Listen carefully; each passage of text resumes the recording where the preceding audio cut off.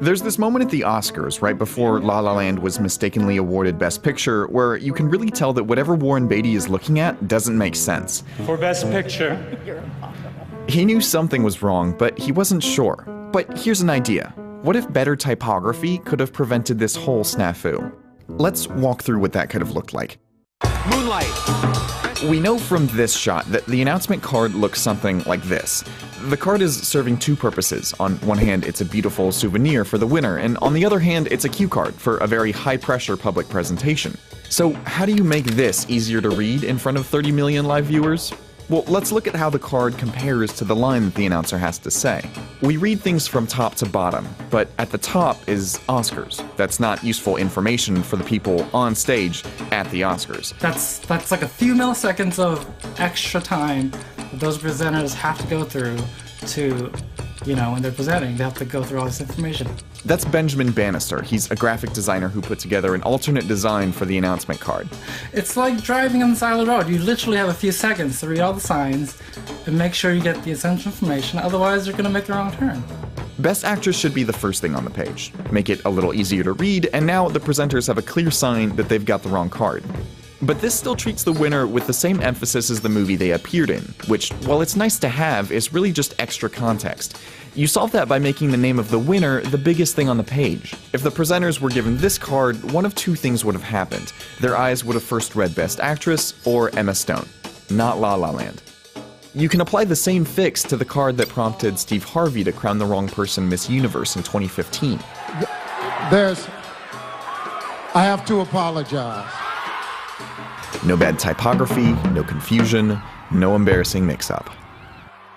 The consequences of bad graphic design extend far beyond award shows. In the fall of 2000, the supervisor of elections for Palm Beach County, Florida, was tasked with designing a ballot with more candidates than could fit on a single column.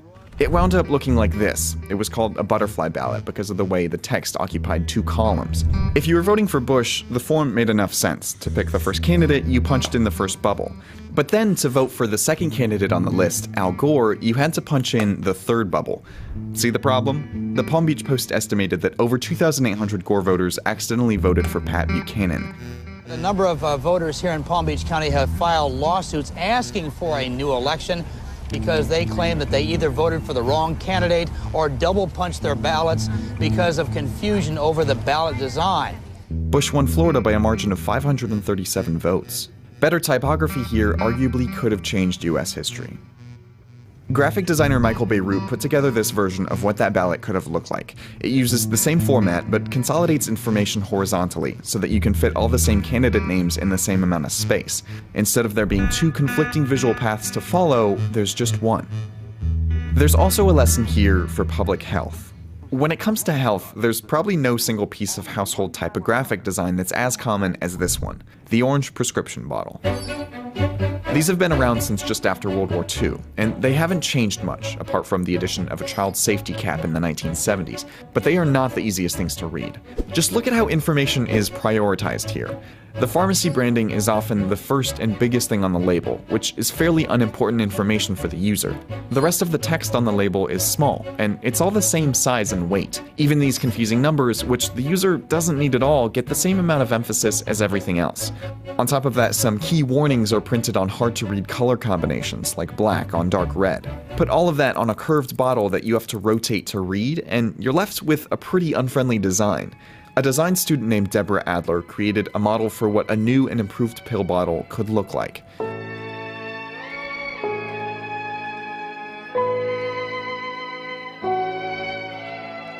She called it Clear RX. She was inspired after her grandmother took her grandfather's medicine by accident. And that's a common problem. Experts estimate that there are 500,000 cases per year in the US of people misreading prescription bottle instructions.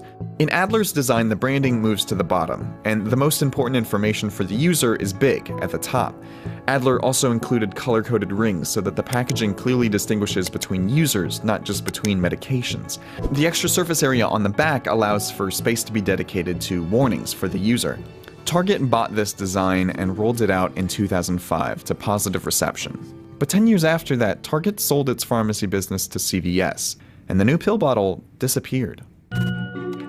Stories emerged afterward that some users had actually fished their old Target bottles out of the trash because of how much they liked them. Others took to Twitter, and CVS has said that it's developing a new, similar model, but it hasn't released it yet.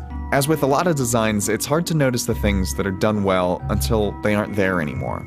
I think it was a good moment to show people and educate them on the fact that design does matter. For most people seem to forget it's not a really big deal until something like this happens. I mean, designers are there to help prevent things like this from happening.